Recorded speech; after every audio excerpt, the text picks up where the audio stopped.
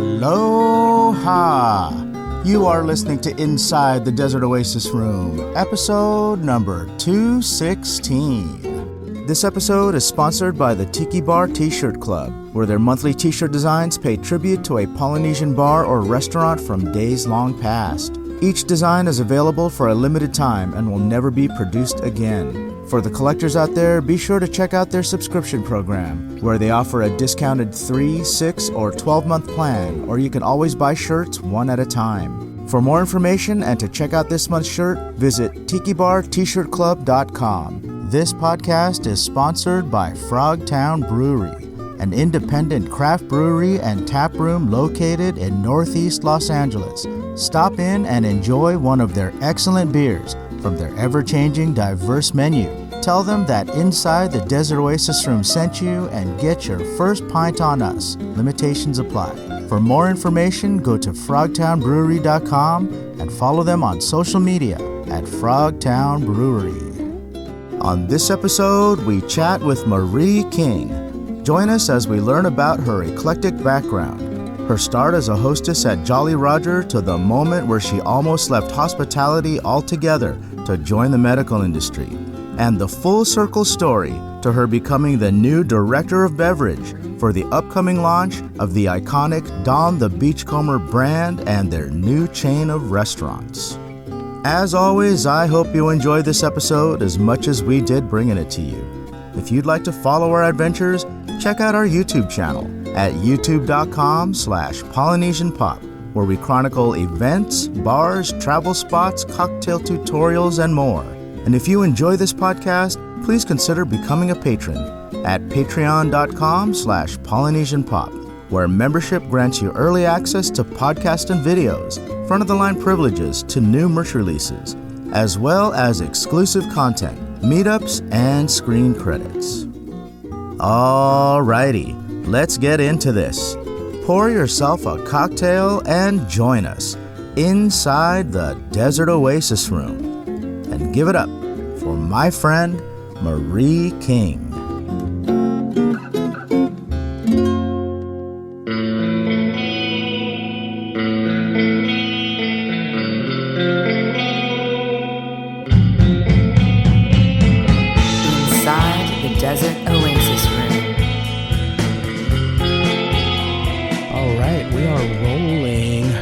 What's happening, friends? We have a special guest on the podcast today, my old friend Marie King. You might know Marie. You guys know Marie if you're listening to our podcast. Old or long time? Long time friend. When you're speaking to a woman, sometimes you have to clarify. I have to be careful about that, right? But yeah, I've known Marie for... But we are old now. We are old. Older.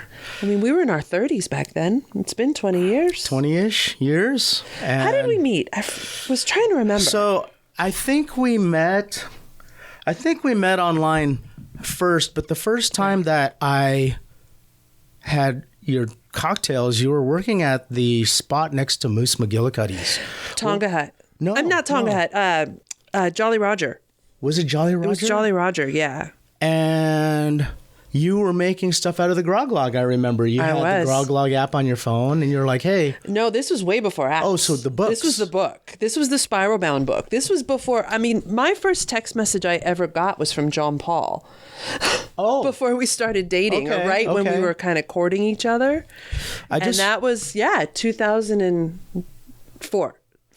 2004, yeah. Yeah, so coming up on 20 years. I remember going to this... It was kind of like a nautical-ish, surfish style bar. There was like a VW bus out in front or something, right? Yeah. So it had been a Jolly Roger, and they were a chain all over Southern California, from San Diego to probably Santa Barbara. And about the same time that all of the Don the Beachcombers were closing, so did they. The oil bust kind of imploded the restaurant industry.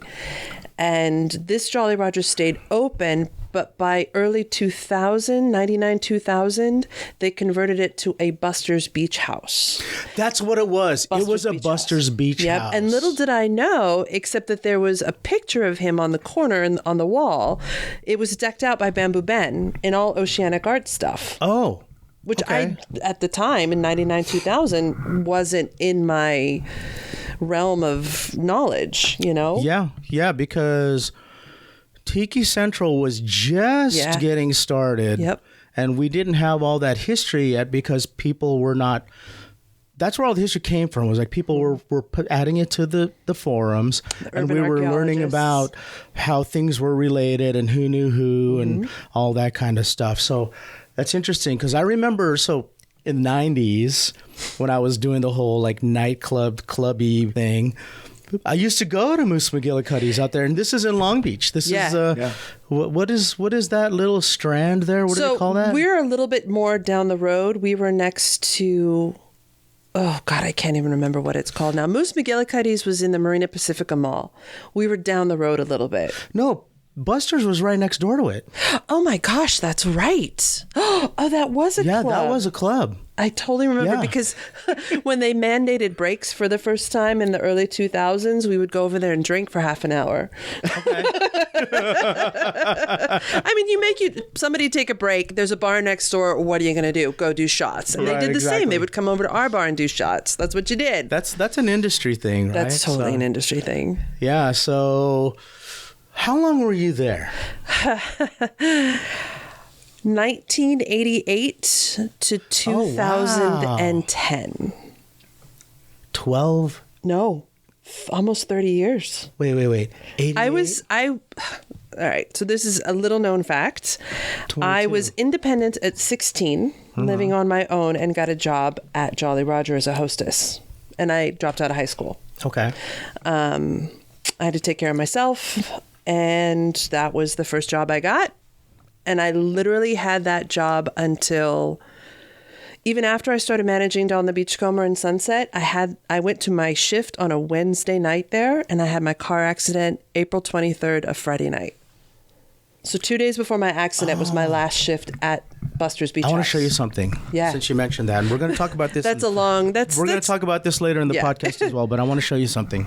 But yeah, that's where I first started working in the industry in hospitality at 16. Got the bug, never left it. But I was there till I was 21, and then I moved to New Orleans.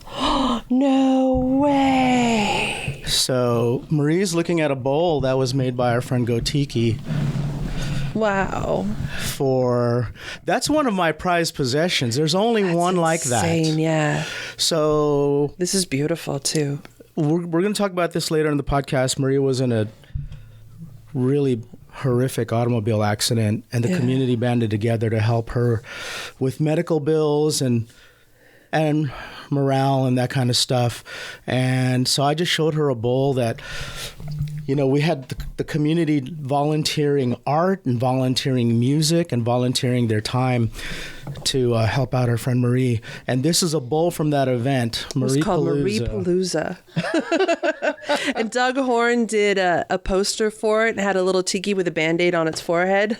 I have it upstairs in a frame. I have mine framed, and all of the people who performed that day signed it. Yeah, so we'll talk about that in a little bit. Yeah. But Buster's, I think that's the first time that we met in person, because you immediately offered to make me grog cocktails. Right. Well, I was lucky enough because I'd been there for so long, and I was, they knew what I was doing, and they knew that if I brought them an offer to do an evening of X, Y, or Z, that it would bring people in. So I asked if I could do a tiki night, and we paid the Smokin' Menahoonies to play.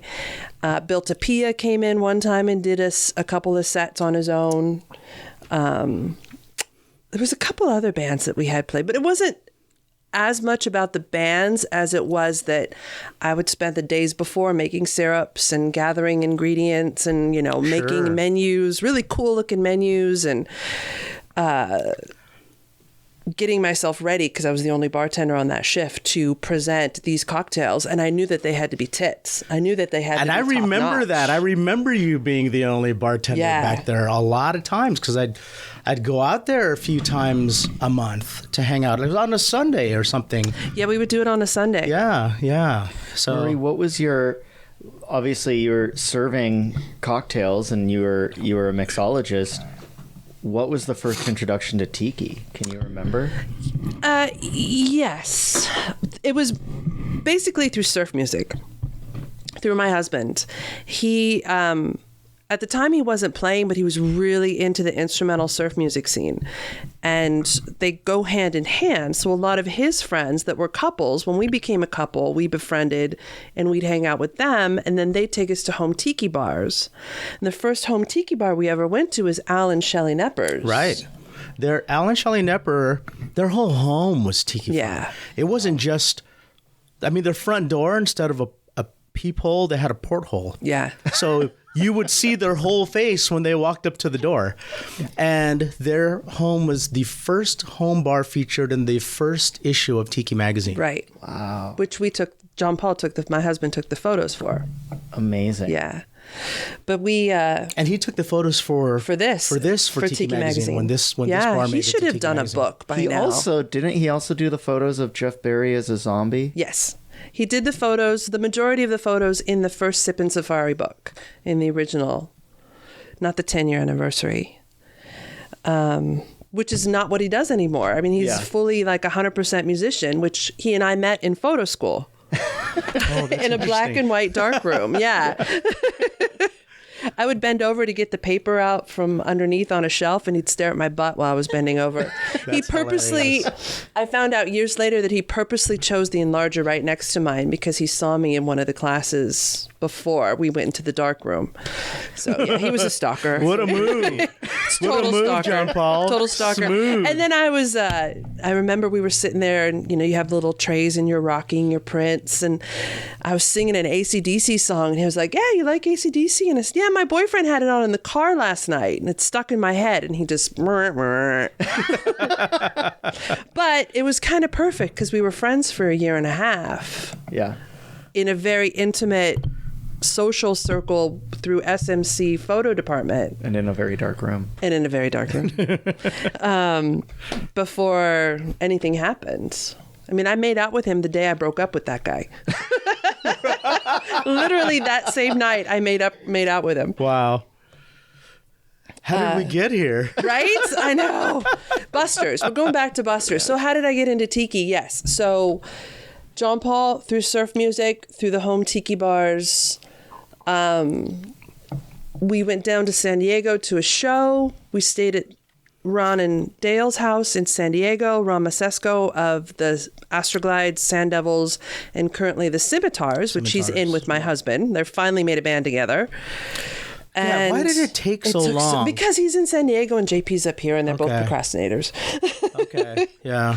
The timing was perfect, though, because this is actually a really great band. The Scimitars are really, really good. They're awesome. We got up in the morning. We went to Al and Shelley Knepper's. That was our first. And Al made us a giant welcome bowl.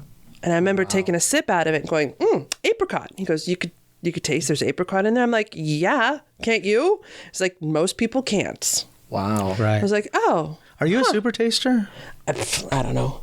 Okay. I've never done that. You know what I mean. Yeah. There's a pH acid test thing that you could do. I've never done it, but I know that I could pick out flavors like crazy. Okay. Which you might be.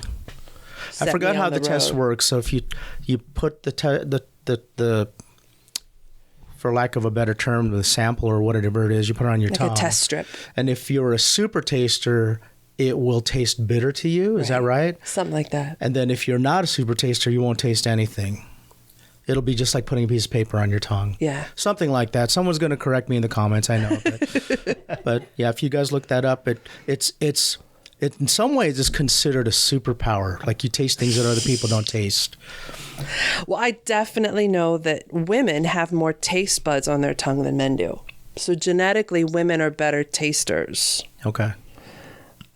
Just by virtue of science. Okay.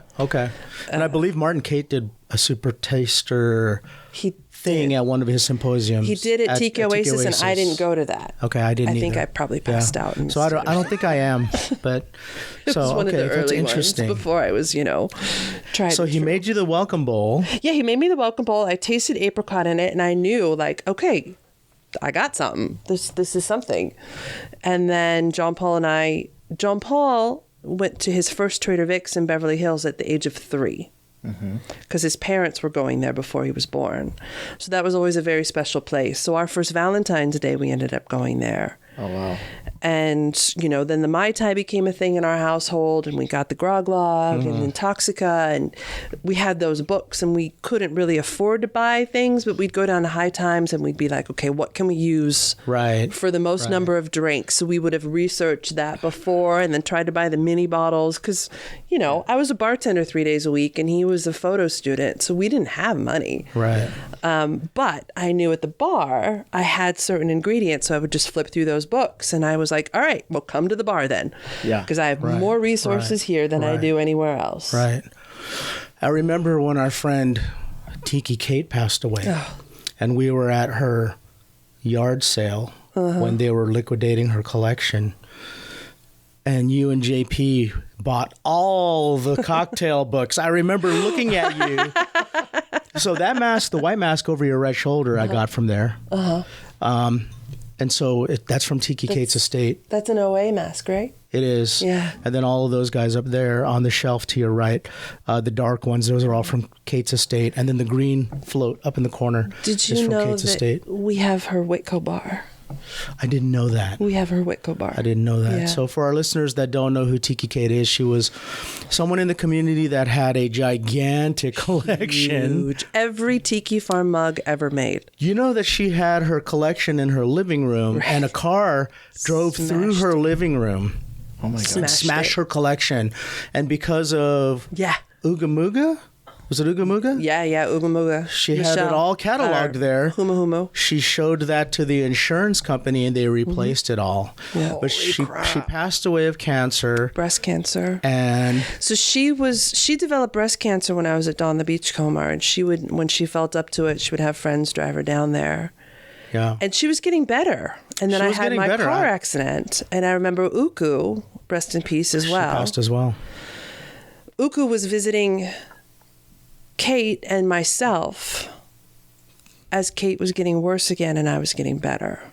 And I always had this guilt that I was getting better. Yeah. And Kate passed that October. Wow. Yeah. Squid made her the most beautiful urn for her ashes. It was all Papua New Guinea. It was gorgeous. Gorgeous. And then what he did too, which I thought was really interesting, was he made, I don't know how many there were. Was it 5 extra smaller ones?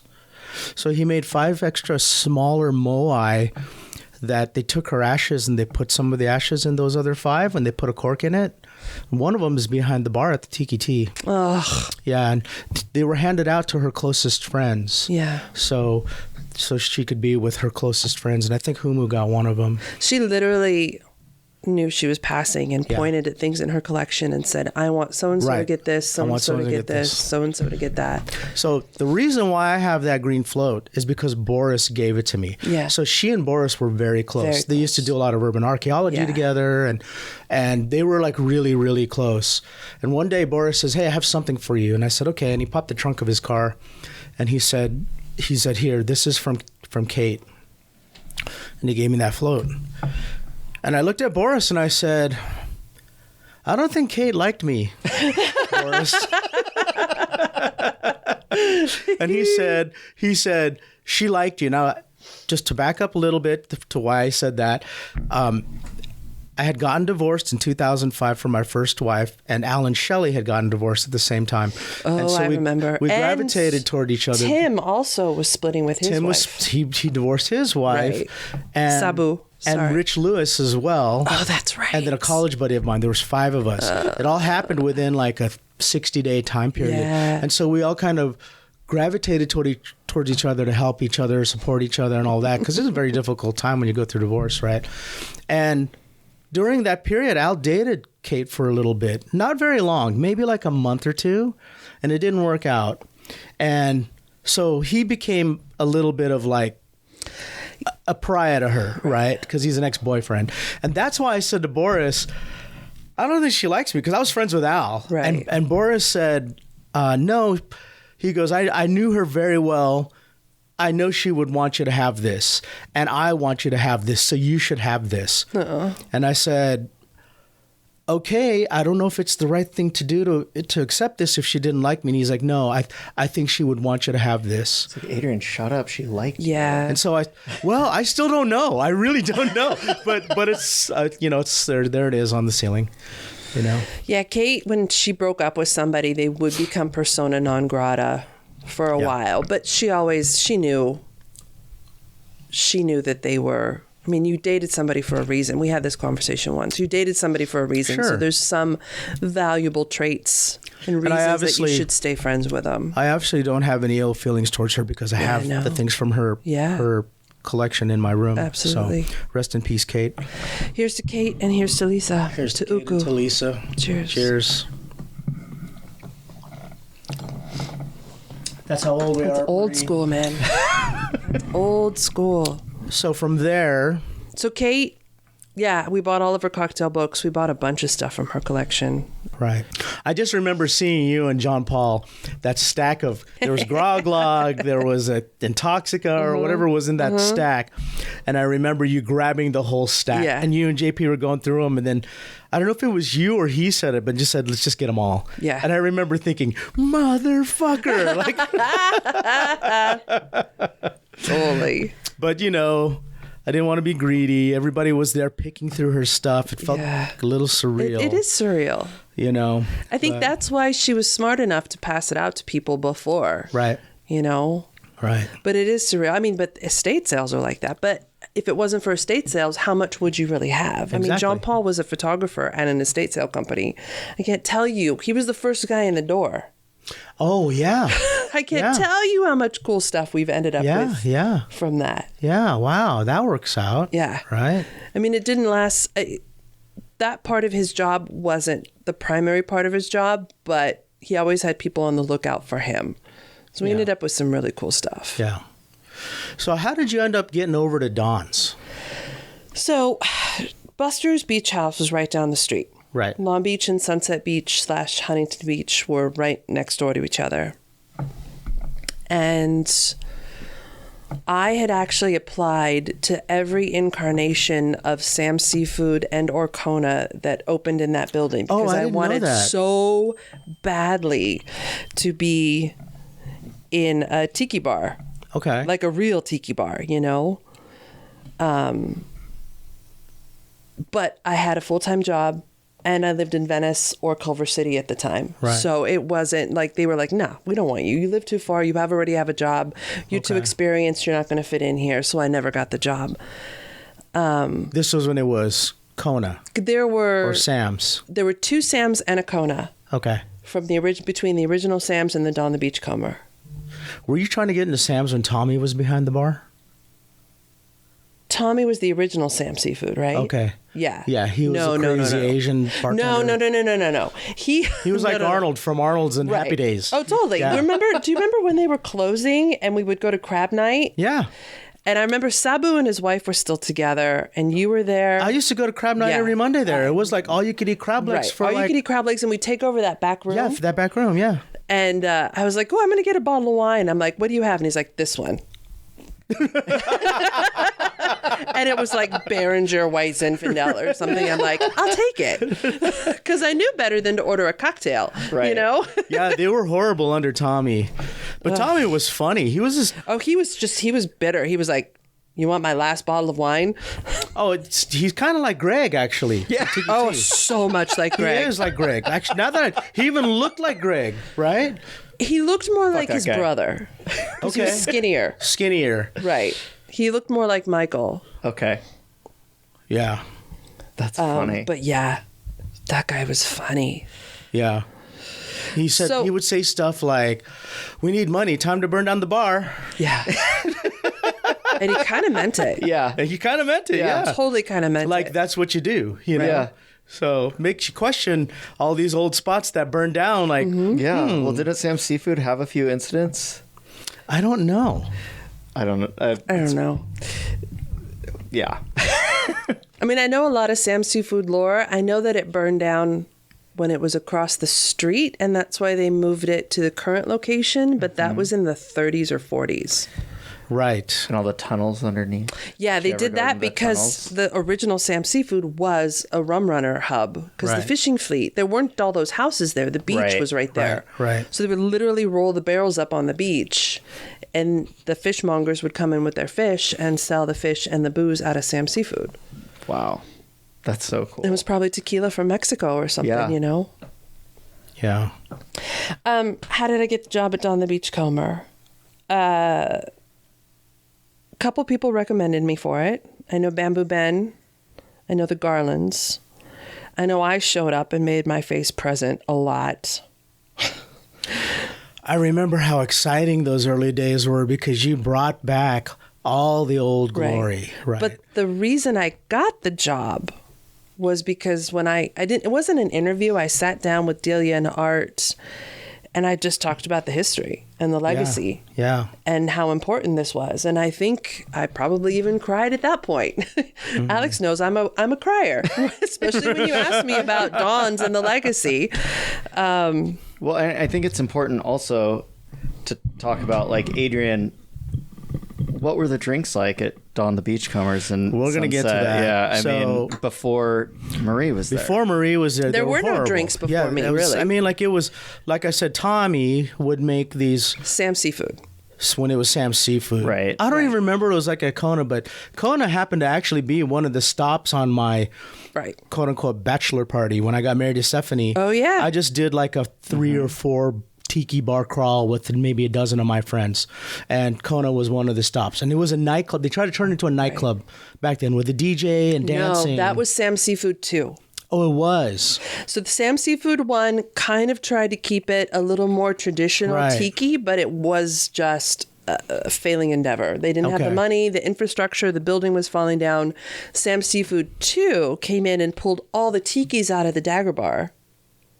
See, I didn't remember that. Yeah, Bamboo Ben actually had them Put them back. and put them back. Oh, They're I the remember ones that. who painted it like super crazy neon bright and then pulled them out Oh. because they wanted more room to walk around. So they took all the guancos out of that room. Wow. But Ben was not stupid. He kept them. Yeah. And I think he sold them back to the Kona owner. Oh, okay. That would make sense. So then the guys came in. So it was the Kona opened. And I think he had good intentions. But, you know, he started the reggae thing and he was keeping the brunch going and he got the Polynesian dancers. Okay. And, you know, Tikiaki would play there and New Year's Eve. And When there it was Kona? When it was Kona, for sure. There was about 3 or 4 shows with Kona because he Okay. had it for at least 2 years. Yeah, it was like 2 years. Yeah. He got some of the food that was on the Dawn the Beachcomber menu was his food. See, I didn't remember the drinks when it was Kona. So the drinks were questionable because That's probably why I didn't remember it. right, because he was a rep for Southern Wine and Spirits, which is now Oh. Southern Glacier Wine and Spirits. Okay. So he could never have the liquor license in his name because he worked in the industry. So the liquor license was in his wife's name. So everything that was in there was Southern forward. So they had crazy wine selection. They had like 20 wines on their menu because he was making, he was literally getting, That I remember. what's the word I'm looking for? Commission? Commission off of what he was selling Yeah. to his own bar, which is why you can't have a liquor license in Yeah. your name Yeah. and work for one of these companies. But, you know, you have to have Young's and Southern. You have to have the two because one has Grey Goose, one has Jack Daniels. Like the two big things you need in a bar. You have to have Jack Daniels, you have to have Grey Goose. So he stopped paying his bills to Young's first because that's not who he worked for. And the people that worked there were telling me that he would buy the Grey Goose. He would keep the Grey Goose bottle and buy Smirnoff and pour it in the Grey Goose bottle back in the wow. office at the end of the night. Wow. You know? Yeah. And then he couldn't even pay his own company's bills. Wow. So he got cut off from all liquor deliveries. Yeah.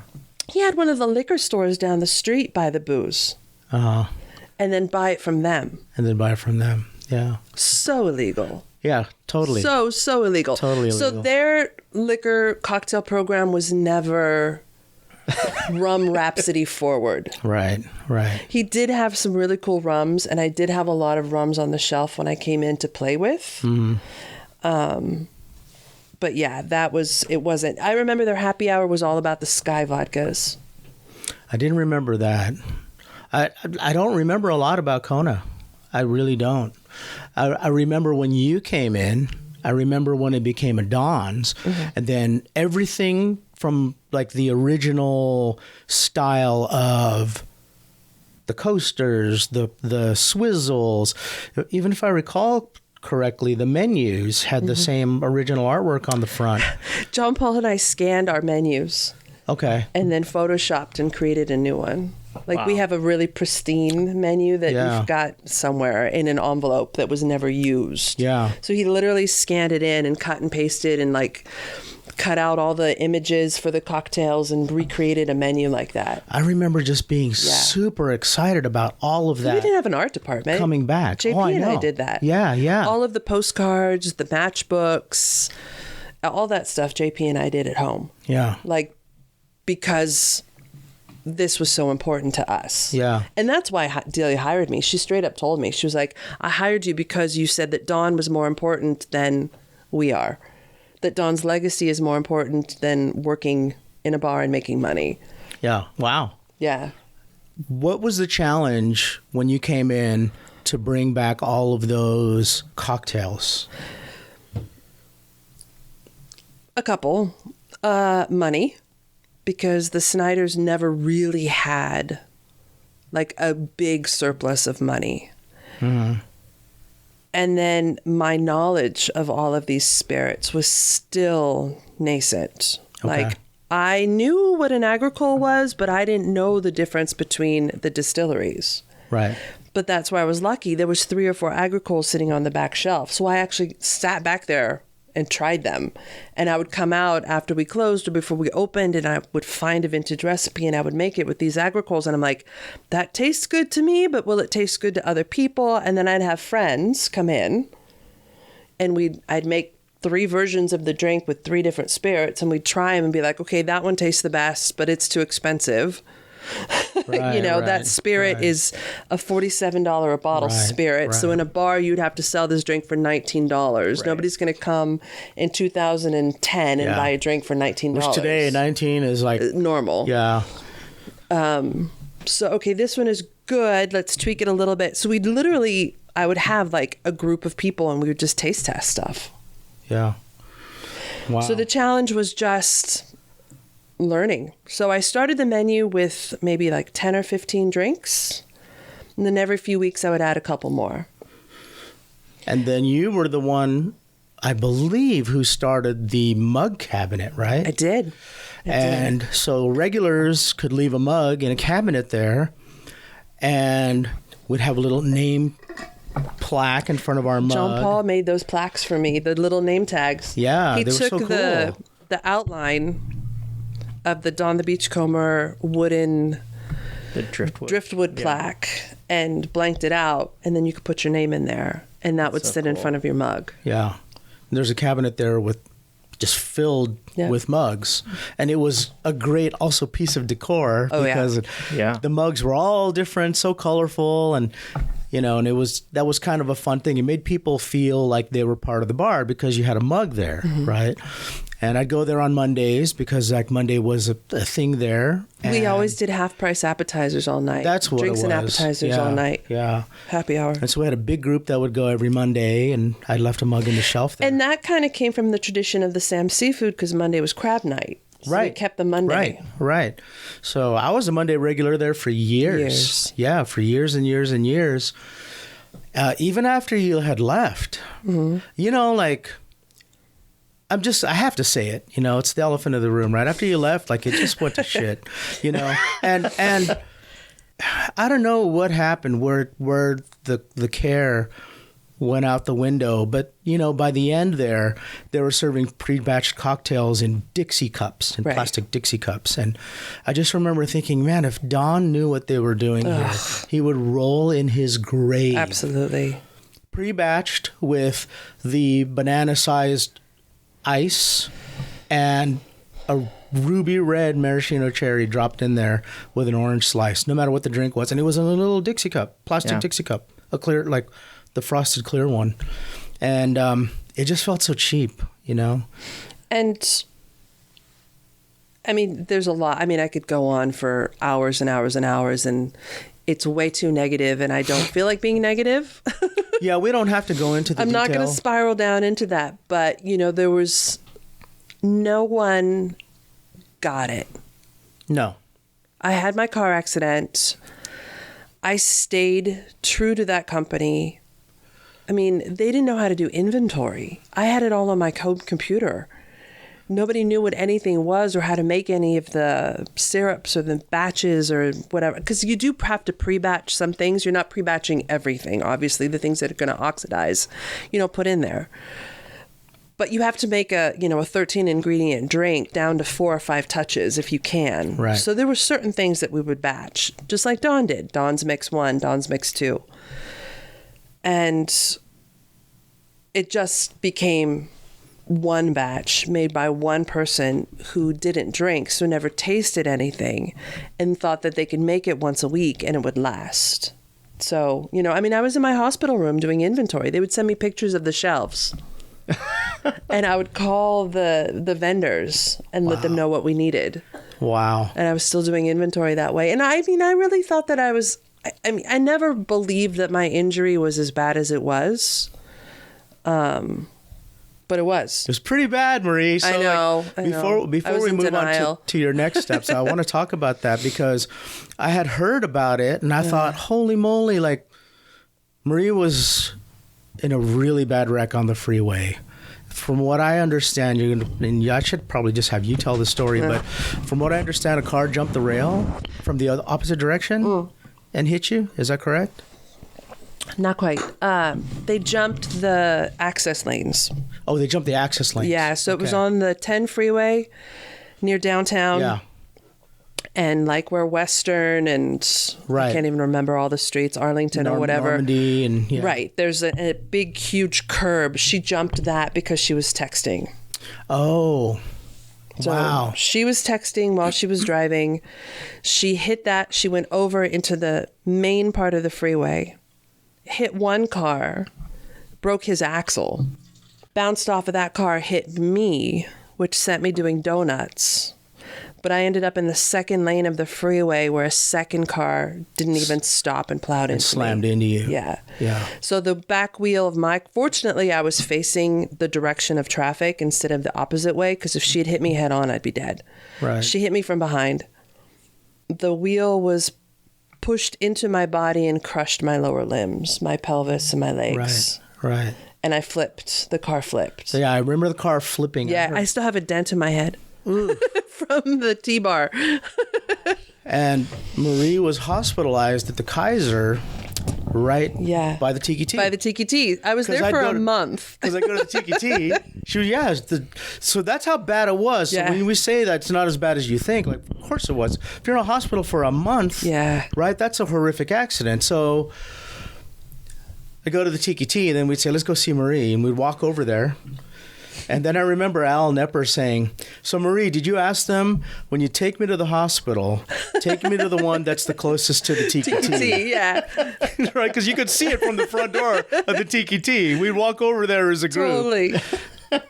I remember one day I went there on a weekend to see you with my family. I took Stephanie and the kids with me. That was the weekend that King Kukulele got married.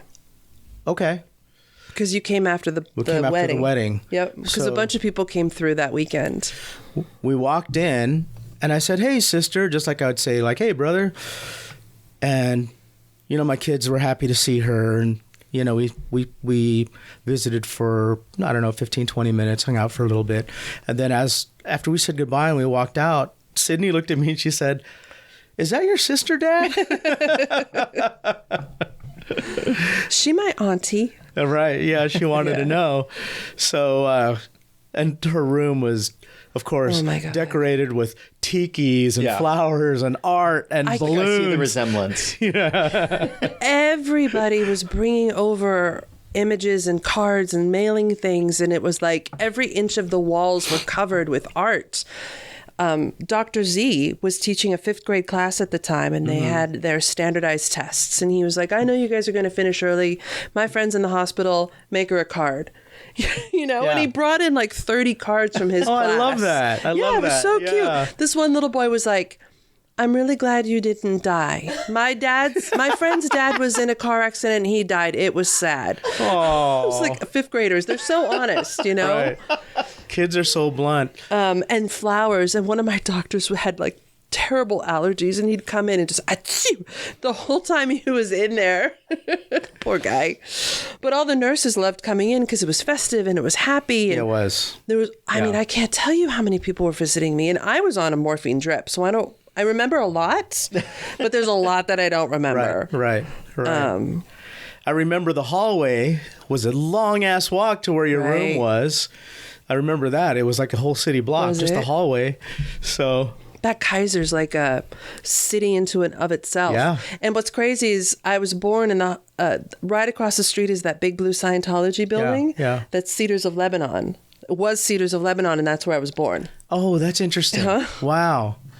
So, as a result of this accident, we talk about this now. We talk about Marie Palooza. So, Marie Palooza was a fundraising event to help our friend Marie Memorial Day weekend. with expenses Yeah. that incurred from the accident, and the community really came together for that. So, I missed the best party of the decade. Yeah, it was a Get gigantic in a party. car accident more There often. were bands in 3 rooms. Bands in 3 rooms, and there was a schedule for each room. It wasn't just one band. It was like band after band after band after band after band in every room. Yeah. And then I'm sure you saw photos and stuff. There was the tables full of art that was donated by all the mug makers. There was a and silent artists and- auction and a raffle. silent auction and raffle. Hundreds of items were on tables strewn across the Hidden Village, a table the length of the whole room, and hundreds of items. And so I got this one from And it was there. like $25 a person to get in, and only one person tried to sneak in. Oh, do they know who it was? Yep. Was it Yeah, I was going to say that. Yeah. So it's kind of interesting because so you went from there. Mm-hmm. Eventually, you left Don's and you went to Tonga Hut. And then, so even after I got out of the hospital, I wanted to work for Don's, and they asked me to come back about October time. And I came in for October, November, and they had a new quote-unquote manager, and I gave him all my information, my inventory sheets, and all my recipes, everything. And just before Thanksgiving, Delia was like, you know what? You're in too much pain. You don't need to be working. Stay home. I was like, that was her way of saying, we don't need you anymore. you're done. Yeah. It just killed me. Wow. It killed me.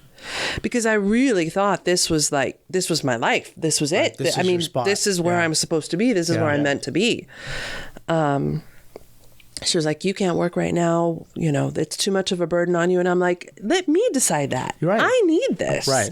I need an outlet. So then I slumped into the worst depression ever because I couldn't really walk for 6 months.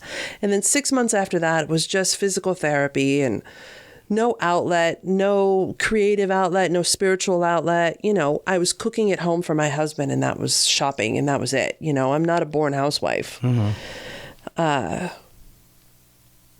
And then, you know, I tried to find, well, maybe I'll get into the medical field because I know so much about it, radiology or hematology or whatever it is, blood drawing. Or it's like, no, that's not for me.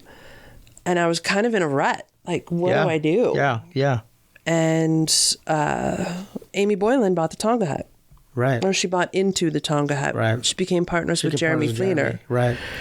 And she knew my circumstance. And she knew my love of the industry. And when somebody stopped working there, who she did great things for the Tonga Hut. She did wonderful things bringing the tiki community back in and creating a little menu of her own when she was working. She left, and Amy called me and asked me if I wanted to do a guest shift. Mm-hmm. Knowing full well that I would catch the bug. Yeah. Knowing full well that I would be like, oh, this is really cool. But I was like, no, I can't do it. I'm in too much pain. I can barely walk. Physically, it's not where I'm supposed to go. I can't do it. And she kept calling and calling and calling. And I was like, all right, I'll do one shift. Sure enough, halfway through the shift, I was like, oh, this is amazing. Yeah. This is great. This is exactly what I was born to do. Be around people and hospitality and friends and see the faces and make people happy. And, I'm a Libra. That's what we do.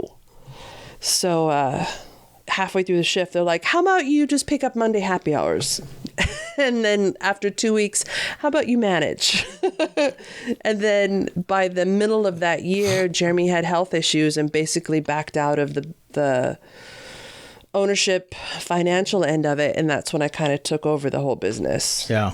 I mean, and really transformed the place, really transformed the cocktails. Thank you. Yeah. And the culture. Yeah. Yeah.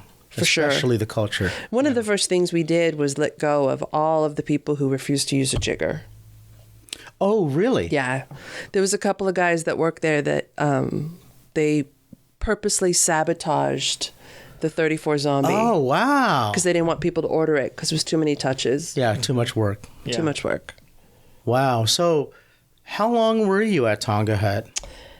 I was there from my guest shift, February 12th, 2010 to February 4th, 2022. 2 weeks shy. I'm sorry, 12 to 23. So a week shy of 11 years. So this is similar to the tenure you had at Buster's Beach House. I was there for a lot longer. Okay. Oh yeah, you're right. I was you're there right. from high You're school there like to another decade 30s. longer. Yeah, Okay. yeah. I guess what I'm getting at is I'm a lifer. yeah, what I'm getting at is you're not somebody who hops around from bar to bar to No. bar. That you make your mark. Talk about when the Palm Springs location opened up. Yeah. There I created a similar yet different menu. It was more extensive. And I added some new drinks that were specific for Palm Springs that have never been in Right. that are more desert-centric. Right. Like the Bermuda Dunes. Well, actually, the Bermuda Dunes, that's a funny drink. I was there when you invented that drink. Yeah. We were at Amy's house. Yep. Yeah. So Amy lived in a little town called Bermuda Dunes it's about, a 20-minute drive from downtown Palm Springs? It's 29 miles from There you go. downtown Palm Springs. Yeah. But it has a private airport. So the house that she lived in was formerly Rock Hudson's home. Right. And he was the first home built in this community because it had the private airport, because he could fly in and be himself. Yeah. Without having the paparazzi or whatever you called them. And it was back obviously, it was behind the gate, right? So then. There was no gate. There was nothing else around there. there was, yeah, right. There was just I'm nothing saying, there. Oh, now it's behind a gate. Yeah, It's a gated community. Right. Right. Rock Hudson's home. But he could be, himself and be out there. Right. And he planted orange and lemon trees in the backyard. So John Paul and I were driving out there, and he and everybody was like, "Oh, let's make Marie a drink for when she gets here." So they grabbed the juices, they squeezed them, and pulled everything out of the liquor cabinet. Kind of stared at it for a while, and then I walked in the door, and they're like, "Good, make us a drink." And thank God I wrote it down. I was sitting at the counter when that happened. Yeah. I was sitting at the counter, and I remember you put that drink together, and it was delicious. It's good. It's good. And it It's was on like, both what menus. should we name this? We should name this. And then, who came up with the name? Was I that don't you? know. I think it was you who came up with Probably. the name because we were in Bermuda Dunes. So Yeah. Let's call it Bermuda Dunes. And then it ended up on the menu at Tonga Hut where it still exists. Yeah, both today. of them. It's a good drink. It's a good drink. Still one of my favorite drinks. Yeah. Yeah. It's solid. Yeah. Orgeat, allspice. Can't go wrong with those flavors. Yeah, very good. Yeah.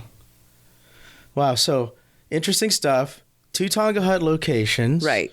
So that was a challenge because I didn't live there. So I would stay at Amy's and it was Right. long hours. And as wonderful as Palm Springs is to visit, it's very difficult to have a business there because it's very transient. Right. And seasonal And seasonal. because everything shuts down in the summer. Yep. And now they have a lot better quality of bartenders, but this was almost 10 years ago. This was Right. 2014. Right. So the quality of bartenders was a little more difficult to find. And so, we had to train some people, and then they didn't understand making these drinks is work. Yeah. It's not slinging an appletini. Right. Right. Right. But it was fun. It's a beautiful location, too. Yeah, it is. It's really gorgeous. And it's in a great spot. I just wish it wasn't on the second floor. Yes. Yeah.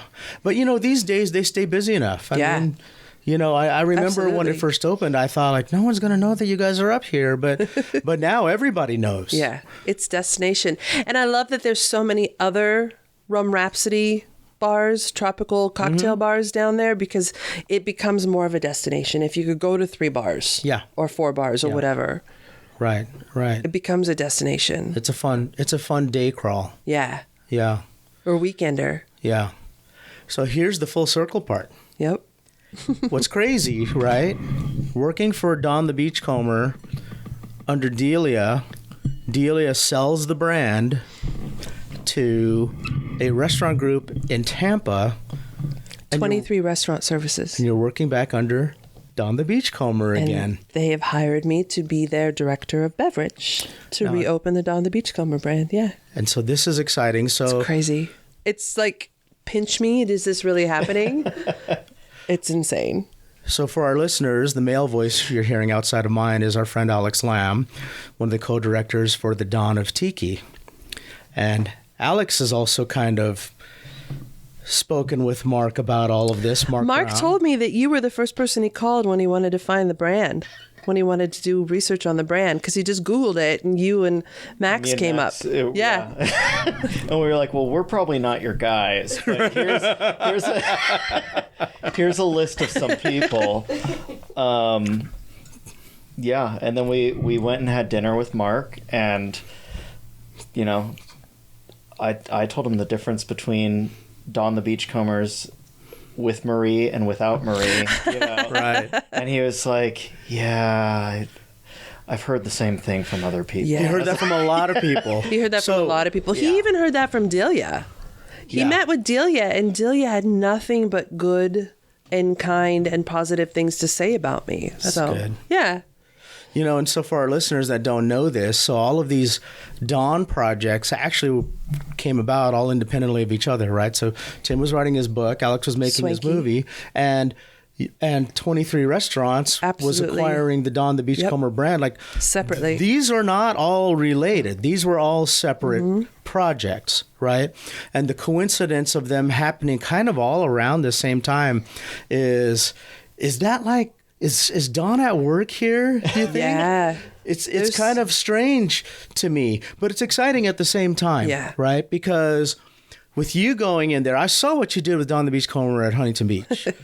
And so I know what's coming in, because obviously I've known you for 20 years, so I know what's coming in with this new project for 23 Restaurants.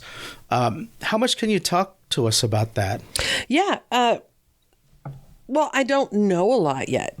I mean, the building hasn't been built yet, Okay, but we know from the article that I read, what is it, like 10 or 15 new locations across Florida?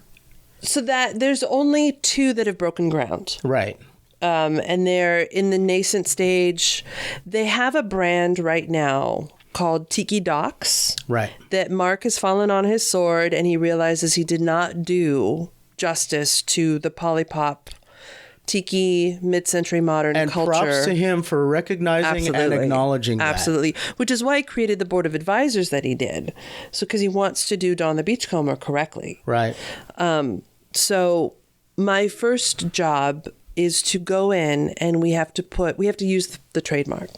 Mm-hmm. So we're going to put in a few Don the Beachcomber drinks into Tiki Docks. Okay. So that's my first job. What's going to happen to Tiki Docks with Don the Beachcomber existing? It's going to sunset. Okay. Yeah, there's a third one that is slated to open soon, probably summertime, that they're already too far along right now to switch it to a Don the Beachcomber. But it's probably going to be the last one. Okay. But it will have Don the Beachcomber drinks on the menu. And we have a fresh juicer, and I'm going to be going in and making the syrups, and we're going to be doing it from scratch, and those drinks will be correct. There's a couple other drinks on the main menu that are really popular, but I still think we could do it better. Not to badmouth Jose Cuervo, but there's better tequilas that we can use at a better price point. There's a time and place for Jose Cuervo. Absolutely. But, yeah. Absolutely. But, there's things that we can do and we can improve and, because they do exist and they are cool and they are fun and they do make money. They're just Florida tiki. It's a different kind of thing. The Don the Beachcomber is a completely different animal. Right. So obviously the big concern from the community is how authentic that venture is going to be, right? We all trust in the names that are on this advisory board. So I'm sure it's going to be fine. What's kind of like, I'm a little jealous about this, is that it's happening in Florida because Don has always been like a California origin story. And so now it's like being rebirthed on the other side of the country. I know. And then all the new locations are popping up over there. So I'm a little bit jealous about that. But I mean, Outback Steakhouse started in Tampa too, It didn't start in Australia? No, go figure. And they're not Australian. A lot of good things have come out of Tampa. Yeah. Wow. There's a lot more room to grow in that state and open these new places and actually build new buildings from scratch, which these cocktails deserve. The space and the way the bar is laid out and the ergonomics of it is going to be very critical to its success, as much as using fresh juices. Don built his bar, from scratch, and Mariano built his bar. Some of the things weren't to his specs, and he made them rip it out. And the Mai Kai is now to Mariano's specs. Right. This is very important to build from the ground up. I have come into 2 different vintage bars that I had to do a workaround a lot of the time. But this one is all from scratch. All from scratch. I saw the photo you posted of that glass office. Yeah. Wow. Well, that's my office. Wow, I know I have Marie. a legit office. So, this is exciting. I have the time to put pencil to paper and make sure that we have the right designers and the right drawings and the right ingredients and the right contacts. And it's a brand that we have a 10-year plan. Yeah. Yeah. So that's exciting so I didn't want to say that because I didn't know if I was allowed to say that. But when you told me about that, I thought, wow, that's pretty exciting. So it's exciting in a lot of ways because number one, that for at least the next decade, you're part of that plan. So that's really great.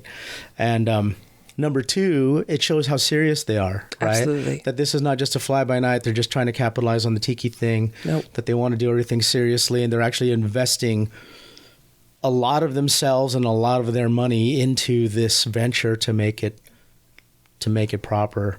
So I'm excited about that. 100%. Are you feeling any pressure? A lot. Okay. A lot. There was a couple people that I emailed early on to let them know before the news broke that this was happening. And, Jeff Barry, Beachman Barry being one of them. And he's like, he said, it's a big job for a big person, and you're the right person. You're the right person. Absolutely. So, I mean, that was like a blessing that I was everyone humbled that's heard to get. Has said the same thing. I've not heard from one person. There was only one person that made a negative comment. It's that guy. No, it's not that guy. It's not that guy. But he might as well be that guy. Yeah. Well, I'm excited.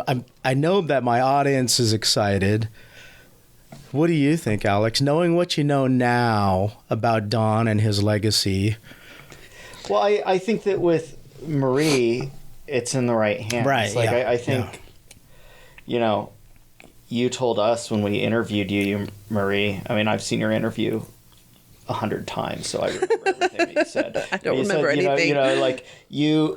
When you went into Don the Beachcombers on Sunset, you asked the staff, okay, who knows who Don the Beachcomber is? Right. People were like, oh, he's like a person? Right. Like nobody knew what it was. And it was like, for you, it started with the history. It's like, you need to learn about this person and you need to learn about the history of this, because that's what it is. That's where our jobs are coming from. And that's what our job is to recreate this. I think that's the spirit it has to come from. I've already started writing the bartender training manual that starts with Ernest Beaumont-Gant. Yeah. And who he is. Right. Yeah. That's awesome. Which, by the way, that piece that you just said where she says, how many of you know who Don the Beachcomber is? It's on the cutting room floor. I didn't see it on that rough cut. It's a lot of stuff on the Right. Yeah. So Yeah. that's for an audio commentary. Yeah, so now I want to see that because I didn't see it in the rough cut. I'm dying because... Did he cut my part where he asks me what Don the Beachcomber means to me? We'll talk about it. Okay. We'll talk about it. You're in the 'Cause I movie a asked lot. him to. You're in the movie a lot, Marie. Because I got a big mouth. The movie wouldn't work without you. Yeah, not at all. I'm a living person that has seen a transition. You know what I mean? And I'm just lucky there's nothing that I've done. Yeah, I have a decent palate. Yes, I know. It's like a chef. You know, you either can do it or you can't. You can bake, you can't. Yeah. Two people can have the same recipe in front of them and one's going to make it well and one's not going to make it well. You know, Right. it's a talent that some people have, some people don't. I don't have maybe a talent for writing, but, you know, I have a talent for making drinks. That's just, I'm blessed But with a palate. you tell stories very well. Thank you. I appreciate in the that. But documentary, it's I've been very lucky to have been in the first and optimal place in 2008, 2009 when this brand was taking off here in California, you know, and that set my road. Yeah. You know, but if it wasn't for the predecessor, if it wasn't for the Tiki Tea or the Tonga Hut staying open, if it wasn't for people keeping this spirit alive, I wouldn't have a job. right. You know, I wouldn't have a career if it wasn't for Jeff Barry and Martin Kate. And we all kind of did all of this together. Right. You know, if it wasn't for your podcast, would people still be interested? You know, there's a lot of people that listen to this and that's their number one point of contact. You know, they weren't around 20 years ago in the scene. Yeah. Well, we wish you the best of luck. Thanks. I'm happy that you were able to make it here before you left for Florida. Definitely gonna miss you. We're definitely going to miss you. And I apologize that it took so long. So I was telling this to Marie. I was super intimidated to have her on the podcast. That's why I hadn't asked her. I was super intimidated because so I've known you for like we talked about this. I've known you for like 20 years, right? And so it's not from the perspective of like the friendship, because we're longtime friends. I was about to say old friends. Right. We're longtime friends. I mean, I went to you and Stephanie's wedding. You were at my wedding. Yeah. Yeah. But the thing is that I'm not the rum nerd or the cocktail nerd that everybody thinks I am. And I just didn't want to look or sound stupid. Because Marie, this is Marie King, never would. right? So this is Marie King. Oh, God. So, and so I apologize for only having you now before you're leaving for Florida. But I'm happy that you came on a rainy day when everything's flooded, right? Yeah. There's a video on Twitter right now that says, "No, that is not the LA River. That's the 5 freeway." And I'll send you the link so you can see. And they're driving along it. You see the barrier, and it looks like they're driving along the side of the river. And then all of a sudden, on the other side, you see a car stuck in the middle. Oh. And it's the other side of the freeway flooded. So, yeah. So I appreciate you guys coming out it's today. like 39 degrees outside. It's crazy. It's crazy. Yeah. I don't know what's happening, but we're warm and cozy. Actually, I'm sweating a little bit. I know, me here too. Inside the Desert Oasis room. I apologize. It's all the lamps that make it warm. The daiquiri didn't hurt. So we're going to bid you the best of luck. Thank you. And I'm tell you miss that everyone. we're going to miss you very much. It's a big step. I would only do it for this brand. I don't think there's anything else, you know. Well, Don deserves it. When Swanky came to me, he came to LA for Alex's benefit or fundraiser. Yeah. And I missed him a couple of times. There was a couple events, and Brother Cleve passed away that weekend. That's right. And it was the LA Rum Festival, and it was just so busy. And Swanky texted me and said, "Hey, can you meet for breakfast? I want to talk business." This was September. I was like, "What business do I have with you? You know, You're a writer." Okay, cool. And John Paul was like, I want to come because, I want to do my books and I want to talk to him. And I was like, absolutely, great. Break the ice. I don't know what's going on. So we took him to Ray's, which was this Googie diner in Santa Monica. And he was sitting across from us, and John Paul and he were talking books and publishers and, layout and illustration and rights and all this kind of stuff. And our food came, and he had a fork and a knife in his hand. And he goes, before I start to eat, with his little southern drawl, he points his knife in my direction. He's like, do you want to work for Don the Beachcomber again? So blunt, right? Just so blunt. And I was like, huh? What? It was like, they're going to open in Florida. I would love to put your name in the running for beverage director. Wow. I was like, I don't know if I've had enough coffee yet. What? Yeah, tell me more. Right. He didn't have the information, but he was in contact with Mark, and Mark had asked him to give him some submissions of who would want the job. And Swanky just went through a list of names, and when he hit mine, he was like, nope, that's it. It's got to be her. Yeah. So he was like, all right, well, I'll let him know that you're interested and have him reach out to you. I'm having drinks with him on Thursday. And my gut was like, may I join you? Right. I had to. Yeah. I wasn't invited. I invited myself. Yeah. It was like, well, let me call Mark and find out if it's okay. And once we dropped him off, 5 minutes later, I got another text from Swanky. He would love for you to join us. Yeah. And then it was this wonderful sit down for 3 hours and have cocktails and just talk about Don and the industry and philosophy and thoughts. And so that you must have really sealed hit the it deal. off. Yeah. So Swanky took Mark to the Tiki Tea with Sven. And kudos to Mark for having an open mind. Like he really wants to do everything properly. Yeah, absolutely. And so when I met him, one of the first things he said to me was like, his name is Mark Brown, by the way. Mark I don't think Brown. we mentioned his last name. The president of 23 Restaurant Services.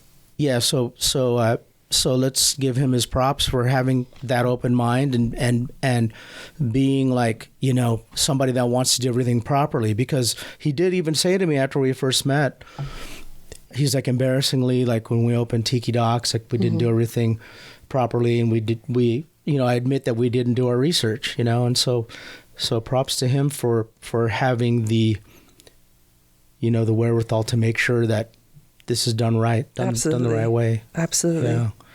And when I had learned about what was happening, I learned about it at Tiki Tea through our friend Eric, who runs the Neon Museum and does the Neon bus tours.